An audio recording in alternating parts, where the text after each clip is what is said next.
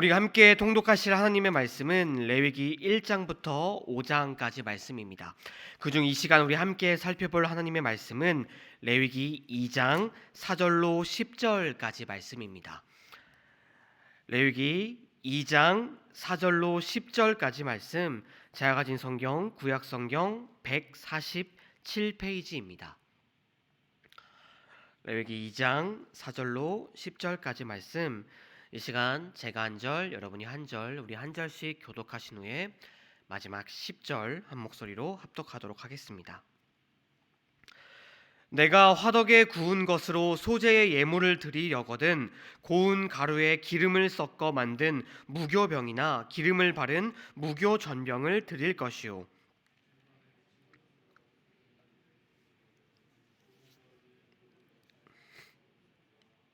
조각으로 나누고 그 위에 기름을 부을지니 이는 소재니라.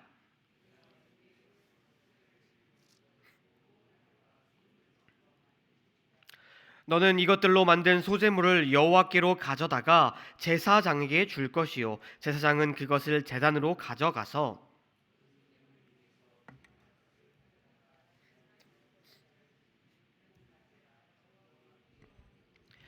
함께 읽겠습니다. 소재물에 남은 것은 아론과 그의 아들들에게 돌릴지니 이는 여호와의 화제물 중에 지극히 거룩한 것이니라.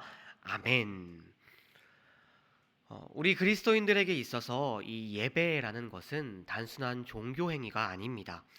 우리가 드리는 이 예배는 우리가 하나님께 전적인 헌식을 드리겠다라는 신앙 고백이며, 또 우리에게 베풀어 주신 하나님의 은혜에 대한 이 감사의 표현이기도 합니다.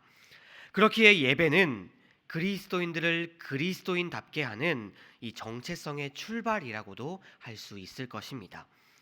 그렇다면 성도 여러분, 우리의 예배는 과연 어떠해야 할까요? 이 질문에는 많은 답이 있겠지만 우리는 그 모범 답안을 오늘 우리가 함께 읽은, 또 먼 옛날 하나님께서 친히 제정하여서 이스라엘 백성들에게 지키게 하셨던 그 제사법을 통해서 그 답을 또 발견할 수가 있을 것입니다. 특별히 오늘 우리가 함께 읽은 이 레위기 2장의 말씀은 이 소재라는 제사의 규례를 담고 있습니다. 소재라는 이 말은요, 히브리어로 민하로 번역되곤 합니다. 그런데 이 민하라는 단어는요, 성경에서 선물 또는 곡물로 번역되는 단어이기도 합니다. 예를 들어 창세기 32장을 보시면 야곱이 그 고향 땅으로 들어왔을 때 형 에서가 이 많은 부하들을 끌고 온다는 소식을 듣게 되었죠. 그때 두려움을 떨던 야곱은 형 에서에게 예물을 먼저 보냈다라는 기록이 이 성경 말씀에 기록되어 있습니다. 이때 이 예물, 야곱이 형 에서에게 보냈다라고 기록되어져 있는 이 예물이 바로 히브리어로 미나입니다. 또 창세기 43장을 보시면 야곱이 막내 베냐민을 형들과 애굽으로 보낼 때 잘 봐달라는 의미로 애굽에 예물을 지어 보내는데, 이때 예물도 히브리어로 미나입니다. 이런 용례를 볼 때 일반적으로 이 미나라는 것은 상대방에게, 그 예물을 받는 상대에게 환심을 사기 위해서 바치는 선물의 의미라고 할 수 있습니다. 또한 이 미나는 신하가 군주에게 바치는 충성과 헌신의 표시로 바치는 조공의 의미가 있다고도 할 수가 있겠죠. 그런 점에서 이 미나라는 제사는 하나님의 은혜에 감사함으로 다시 한번 주님께 충성과 헌신을 맹세하는 제사라고 할 수 있습니다. 또한 그것을 통해서 하나님을 기쁘시게 하는 제사라고도 할 수가 있겠죠. 바로 우리가 드려야 할 예배처럼 말입니다. 또 이 소제는 모든 제사 중에서 유일하게 피가 없는 제사입니다. 곡식다루나 또 곡식가루로 요리한 음식을 하나님께 바쳐서 드리는 제사이죠.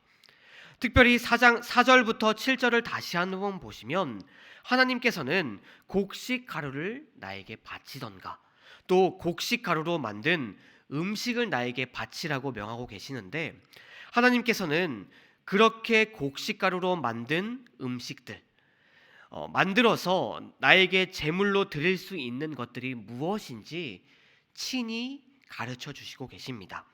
그 목록은 이렇습니다.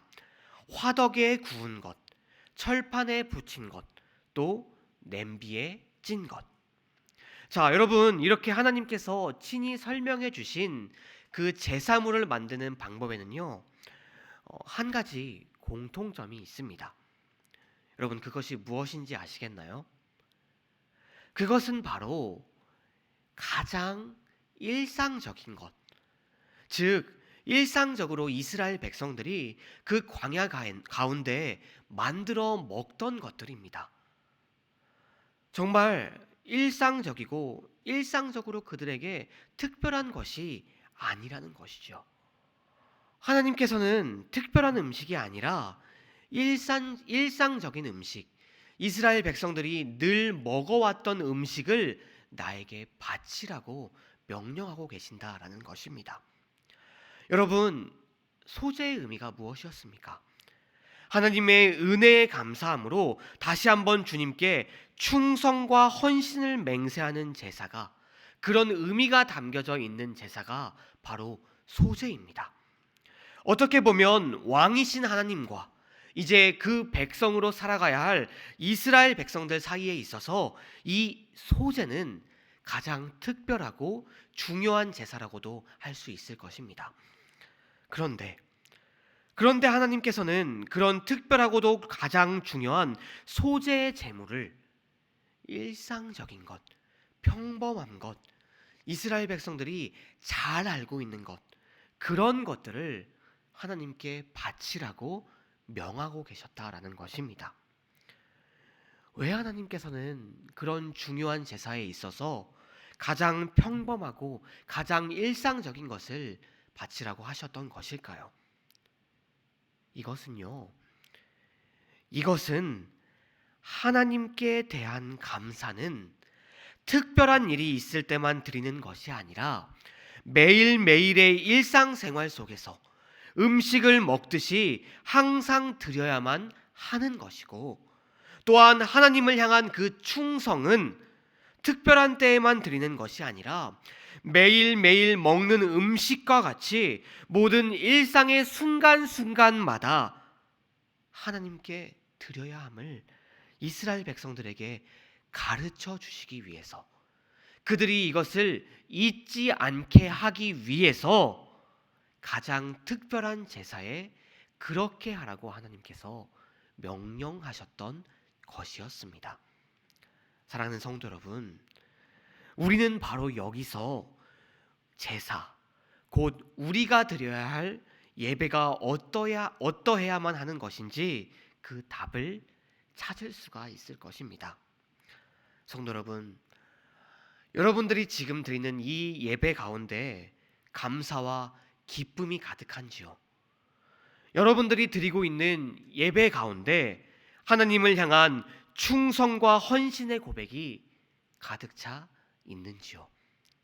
그렇다면 여러분들의 삶 속에서 과연 더 나아가 하나님을 향한 감사와 기쁨과 충성과 헌신이 가득 차 있는 것인지요? 사랑하는 성도 여러분, 우리가 드리는 예배는 단지 교회당으로 나와 단 일주일에 1시간 또는 2시간, 3시간 이렇게 드리는 그 예배로서 끝나서는 안 되는 것입니다. 오늘 말씀에서 하나님께서 이스라엘 백성들에게 명하셨던 것처럼 매일매일 우리가 식사를 하듯이 우리의 일상의 삶 속에서, 가정에서, 직장에서 우리가 언제 어디서나 무엇을 하든지 하나님을 향한 감사와 기쁨과 충성과 헌신이 흘러넘치는 삶으로 드리는 예배를 우리는 드려야만 하는 것입니다. 그렇기에 바울 사도는 로마서 12장 1절에서 우리에게 이렇게 말하지요. 로마서 12장 1절 제가 한번 읽어보겠습니다. 그러므로 형제들아, 내가 하나님의 모든 자비하심으로 너희를 권하노니 너희 몸을 하나님이 기뻐하시는 거룩한 산 제물로 드리라. 이는 너희가 드릴 영적 예배니라. 너희의 몸을 하나님의 거룩한 산 제물로 드리라. 이것이 너희가 드릴 영적 예배니라. 사랑하는 성도 여러분, 우리는 주님의 은혜로 말미암아 예수님과 합하여 하나님의 자녀가 되었습니다. 하나님의 백성이 되었습니다. 바로 우리가 거룩한 산 제물로 하나님께 드리워져야 합니다. 그리고 우리의 모습이 바로 하나님께 드리는 영적 예배가 되어야 할 줄로 믿습니다. 바라옵기는 언제 어디서나 무엇을 하든지 하나님을 향한 감사와 기쁨을 올려드리는 저와 여러분들이 되기를 바랍니다. 또한 언제나 어디서나 무엇을 하든지 하나님을 향한 그 헌신과 충성의 맹세를 다하는 저와 여러분들이 다 되기를 소망합니다. 그리하여 거룩한 하나님의 거룩한 백성으로서 오늘도 변치 않으시는 하나님의 은혜와 감사와 기쁨과 찬송을 올려드리는 우리의 삶을 감사와 충성의 예물로 바쳐 드리는 저와 여러분들이 다 되시기를 주님의 이름으로 축원드립니다. 아멘. 기도하시겠습니다.